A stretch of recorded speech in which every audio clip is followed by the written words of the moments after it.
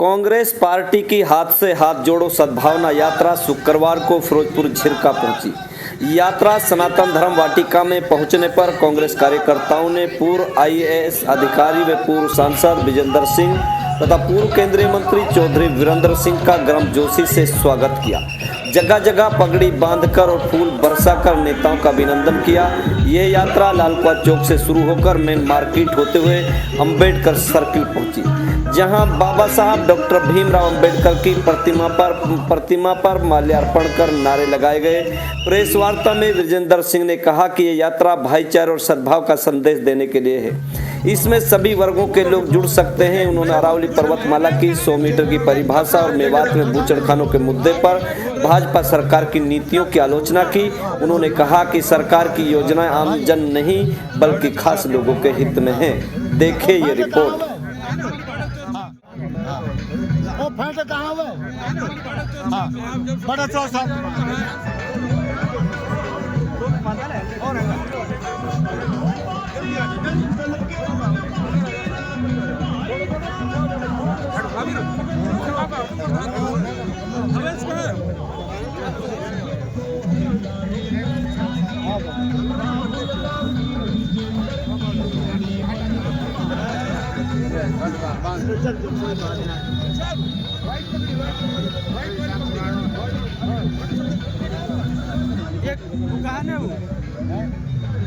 शाहिद कहाँ है? एक और पकड़े। शाहिद है। शाहिद कहाँ है? बुला रहा है। एक दूसरी पकड़ी और दे। दूसरी पकड़ी और दे। पकड़ ले। बांधो ना। अरे मैं बांध। तो फिर तो पकड़ोगे?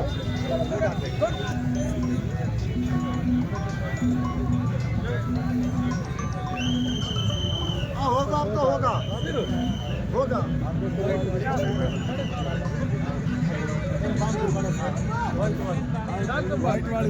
ला उरे राजा उरे का जाला बाबू जी ऐसा होली यार चलो सरपंच सर की तरफ से है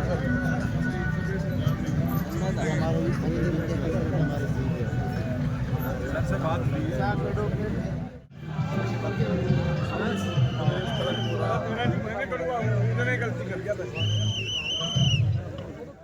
क्योंकि घूम फिर के अपना घर के पास बैठने का विचार आ जाता है। तो वो जो जमीन मुस्लिम बाहुल एरिया में बीजेपी सरकार से और उम्मीद क्या रखोगे कि वो आपको स्कूल कॉलेज यूनिवर्सिटी देंगे?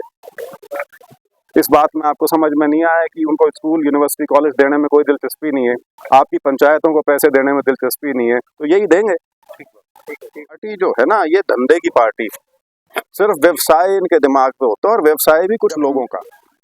रेवासन पहुंचे, नू का पहला गांव, तो मैं पहुंचा भी नहीं था जहाँ पे प्रोग्राम था, वहां दौड़ के मेरे पास आया। हमारा पुराना जो बालका है वो उचाना है, तो आगे कहता जी यहाँ तो उचाना से भी ज्यादा गजब हो रहा है। मैंने कहा भी तो शुरुआत है, आगे आगे देख क्या होगा। भूपेंद्र यादव जी बाबू उस पे कितनी लिपापोती करके सफाई देते रहे। मेरा मानना बड़ा सीधा सा है, उन्होंने तो ये भी कहा कि कोई नई लीज नहीं दी जाएगी, फलाना ढमकाना, लेकिन आपने रास्ता खोल दिया। वो 5 महीने बाद, 5 साल बाद, 50 साल बाद कभी तो उस खुले हुए रास्ते में कोई ना कोई घुसेगा। और मेरा ये मानना है जिन्हें रास्ता खुलवाया है वो बहुत बड़े लोग हैं, जिन्होंने रास्ता खुलवाया है, दरवाजा खुलवाया है, उसके अंदर अपना पांव तो वो टिका लेंगे। में जो भाईचारे को खराब करने का जो एक सिलसिला चला हुआ है, उसको रोकने के लिए कांग्रेस को ही आगे आके इसका मुकाबला करना पड़ेगा। कोई इस मुहिम में, इस लड़ाई में, मुकाबले में मजबूती से आना पड़ेगा। और मुझे पूरा विश्वास है कि हमारी यात्रा उसी दिशा में एक सकारात्मक प्रयास है। आपकी यात्रा से उनका ग्रुप दूर क्यों? मैं तो किसी ग्रुप को जानता नहीं भाई, मैं तो कांग्रेस का झंडा लेके चल रहा हूँ। मेरे साथ सारे कांग्रेसी हैं, और जिसकी इच्छा है वो आ जाता है, जिनको नहीं आने की इच्छा मैं उनके विवेक पे छोड़ता हूँ। बाकी सद्भाव का जो विषय है उससे किसी को दिक्कत क्या हो सकती है, आज तक मेरे को समझ में नहीं आई। यात्रा के दौरान सर मेवात में कैसा प्यार मान सम्मान हमारी उम्मीदों से कहीं परे। मेरे को मेरा एक दोस्त, हमारे साथी जो हमारे साथ चल रहे हैं, रेवासन पहुंचे, नू का पहला गांव, तो मैं पहुंचा भी नहीं था जहाँ पे प्रोग्राम था, वहां दौड़ के मेरे पास आया। हमारा पुराना जो हल्का है वो उचाना है, तो आगे कहता जी यहाँ तो उचाना से भी ज्यादा गजब हो रहा है। मैंने कहा भी तो शुरुआत है, आगे आगे देख क्या हो। मेवात के साथ हमारा पारिवारिक रिश्ता रहा है। मैं चौथी पीढ़ी में आ गया। मेरे परदादाजी सर छोटू राम से लेके और मेरे पिताजी का बहुत यहाँ पे लोगों के साथ आपसी मेल जोल रहा है, भाईचारा रहा है। तो कहीं ना कहीं से विरासत में थोड़ा बहुत मुझे भी वो मिल गया, तो वो यात्रा के दौरान भी दिखने लग रहा है। ये सर सद्भाव यात्रा सर कहाँ से शुरू की गई थी और कहाँ पर इसका समापन होना? चलिए मैं बताता हूँ आपको। आज हमारा ये 32वां विधानसभा क्षेत्र है फिरोजपुर झिरका, जिसमें यात्रा पहुंची है। 5 अक्टूबर 2025 को सर्व जातीय बनायन खाप का चबूतरा है दणौदा कला नरवाना में, वहां से यात्रा शुरू हुई थी। और उसके बाद रिकॉर्ड के लिए नरवाना, कलायत, सफीदों, जींद, जुलाना, नारनौंद, उछाना, उकलाना, आदमपुर, नलवा, बरवाड़ा, हिसार, हांसी, बवानीखेड़ा, ये 14 हल्के थे पहले चरण में। दूसरा चरण दक्षिण हरियाणा से शुरू हुआ, नांगल चौधरी से, महेंद्रगढ़ जिला। वहां नांगल चौधरी, नारनौल, महेंद्रगढ़। उसके बाद यात्रा भिवानी में घुसी, लोहारू, तोशाम, भिवानी। उसके बाद यात्रा आई आपकी चरखी दादरी जिले में, बारडा के बाद चरखी दादरी, और वहां से यात्रा निकली रोहतक की 2 विधानसभाओं में, कलानौर और महम। और वहां से यात्रा फिर आगे बढ़ती हुई सोनीपत के 2 विधानसभाओं में गई, बड़ौदा और गोहाना। और दूसरे चरण का समापन इसराना में हुआ, पानीपत जिले में। तो यदि इन 13 हल्कों को आप देखें तो बड़ी दिलचस्प चीज है कि दक्षिण हरियाणा का एक छोर जो राजस्थान से घिरा हुआ है, वहां से लेके और जीटी रोड तक ये यात्रा इन 13 हल्कों से गई। तीसरा चरण, उसकी शुरुआत 18 तारीख से हुई थी बावल से, बावल के बाद रेवाड़ी के बाद तावड़ू, सोना, और उसके बाद नू, और आज फिरोजपुर झिरका 32 हल्के। सरकार अरावली की परिभाषा बदलने की चक्कर में अरावली को खत्म करने की कोशिश। ये बिल्कुल खत्म करने की जो है ना, ये धंधे की पार्टी। सिर्फ व्यवसाय इनके दिमाग में होता है, और व्यवसाय भी कुछ साधारण का नहीं, छोटी इंडस्ट्री का नहीं, छोटे किसान का नहीं, छोटे कारीगर का नहीं, बड़ों का। अरावली का जो भूखंड है वो 200 करोड़ साल से, 200 करोड़, मेरे को तो ये भी नहीं पता उसमें जीरो कितनी आती हैं, 2 बिलियन ईयर्स कहते हैं कम से कम। सबसे पुरानी पर्वत श्रृंखला है ये इस देश की, हिमालय तो बच्चे हैं इसके आगे। ये 2 लाख करोड़ साल से, 200 करोड़ साल से ये यहाँ पर है। और अब जो सुप्रीम कोर्ट का आदेश आया है वो सिर्फ और सिर्फ केंद्र की एक रिपोर्ट है जो सबमिट की गई है, उसके आधार पे है। तो इसको केंद्र सरकार ये कह के पल्ला नहीं झाड़ सकती कि सुप्रीम कोर्ट का ऑर्डर है। सुप्रीम कोर्ट ने सिर्फ आपकी रिपोर्ट पे मोहर लगाई, और वो रिपोर्ट इतनी खतरनाक है कि 100 मीटर से कम की कोई भी पहाड़ी है वो अरावली की परिभाषा में नहीं आएगी। मोटे तौर पे ये यादव जी बाबू उस पे कितनी लिपापोती करके सफाई देते रहे। मेरा मानना बड़ा सीधा सा है, उन्होंने तो ये भी कहा कि कोई नई लीज नहीं दी जाएगी, फलाना ढिमकाना, लेकिन आपने रास्ता खोल दिया। वो 5 महीने बाद, 5 साल बाद, 50 साल बाद, कभी तो उस खुले हुए रास्ते में कोई ना कोई घुसेगा। और मेरा ये मानना है जिन्हें रास्ता खुलवाया है वो बहुत बड़े लोग हैं, जिन्होंने रास्ता खुलवाया है, दरवाजा खुलवाया है, उसके अंदर अपना पांव तो वो टिका लेंगे। उसके बाद इस पर्वत श्रृंखला का क्या हाल होगा, किस प्रकार से इसका शोषण होगा, इसका दोहन होगा, किस प्रकार से।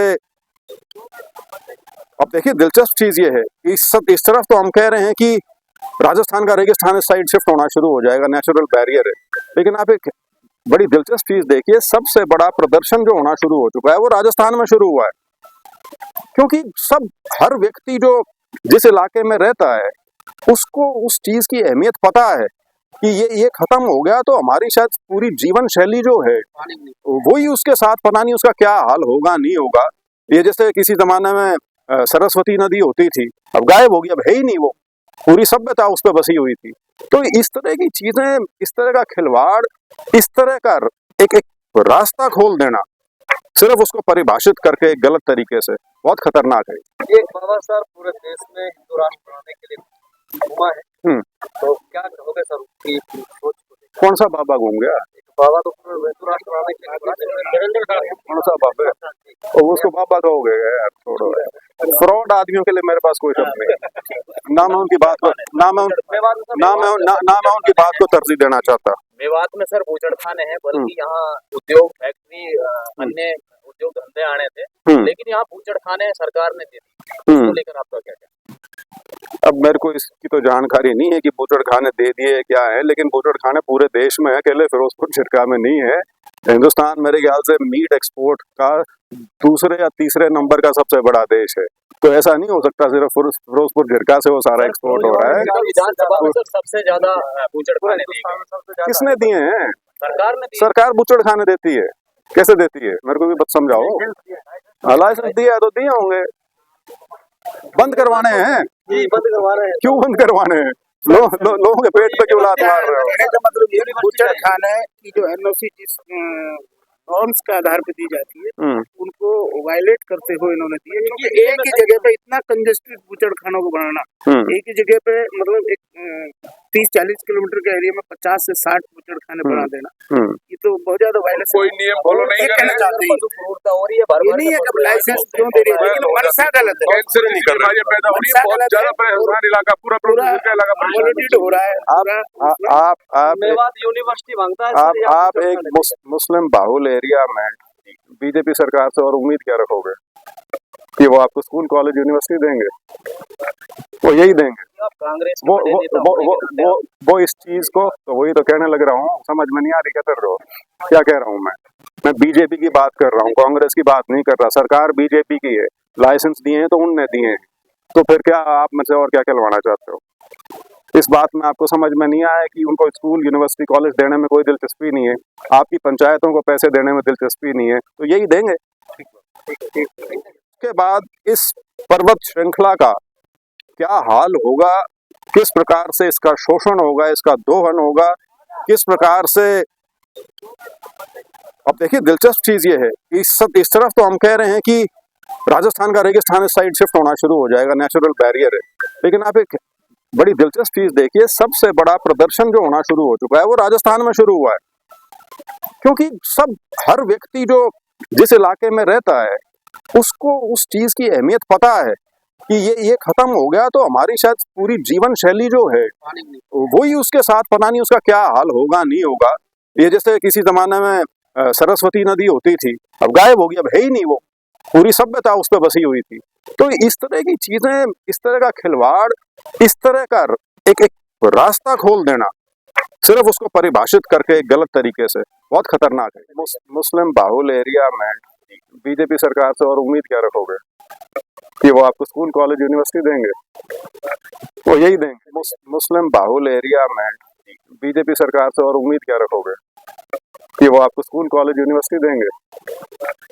इस बात में आपको समझ में नहीं आया कि उनको स्कूल यूनिवर्सिटी कॉलेज देने में कोई दिलचस्पी नहीं है, आपकी पंचायतों को पैसे देने में दिलचस्पी नहीं है, तो यही देंगे।